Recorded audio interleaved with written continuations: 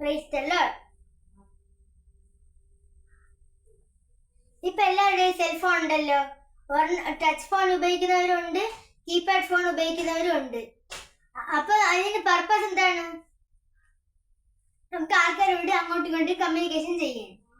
നമ്മൾ കമ്മ്യൂണിക്കേഷൻ ചെയ്യുമ്പോൾ നമ്മുടെ വീട്ടു കാര്യങ്ങൾ പറയും, സ്കൂളിൽ നടക്കുന്ന കാര്യങ്ങൾ പറയും, ഫ്രണ്ട്സിന്റെ കാര്യങ്ങൾ പറയും, ഫാമിലി കാര്യങ്ങൾ പറയും. ചിലർ ചുമ്മാ ടൈം പാസിന് ഇങ്ങനെ അങ്ങോട്ടും ഇങ്ങോട്ടും സംസാരിക്കും.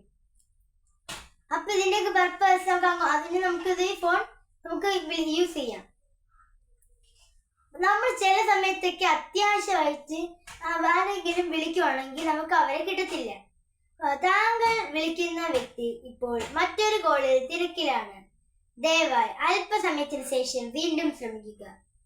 താങ്കളുടെ കോൾ ഹോൾഡ് ചെയ്തിരിക്കുന്നു. ദയവായി ലൈനിൽ തുടരുക. താങ്കൾ വിളിക്കുന്ന വ്യക്തി പരിധിക്ക് പുറത്താണ്. ദയവായി അല്പസമയത്തിന് ശേഷം വീണ്ടും ശ്രമിക്കുക.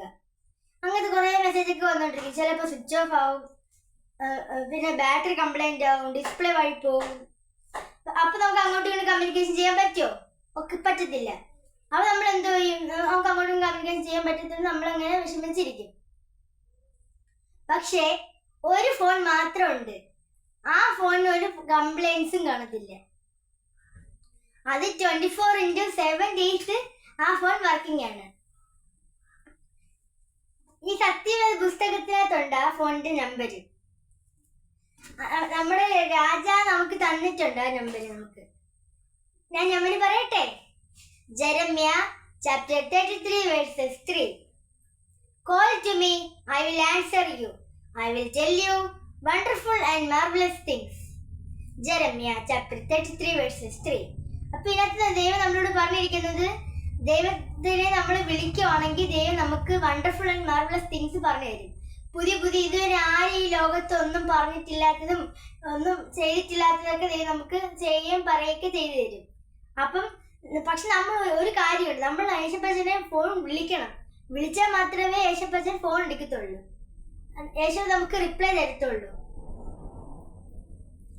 ഈ ലോകത്ത് നമ്മൾ നമ്മൾ വിളിക്കുമ്പോൾ നമ്മൾ അവിടെ മാനസികമാക്കും, വഴക്കൂടും, പിന്നെ വിഷമിപ്പിക്കും. പക്ഷെ അതേ സമയത്ത് യേശുപ്പച്ചന്റെ ഫോണിൽ വിളിച്ചു നോക്കിയാലോ ഒരു കംപ്ലൈൻസും വരത്തില്ല. നമുക്കാണെങ്കിൽ മനസ്സിൽ സമാധാനം വരും, സന്തോഷവും കിട്ടും. ആമേൻ. ഒന്നു വിളിച്ചാൽ ഓടി എന്റെ അരികിലെത്തും, ഒന്നു സ്തുതിച്ചാൽ അവർ എന്റെ മാനം തുറക്കും, ഒന്നു കരഞ്ഞാൽ ഓമനച്ചൻ മിഴി തുടയ്ക്കും.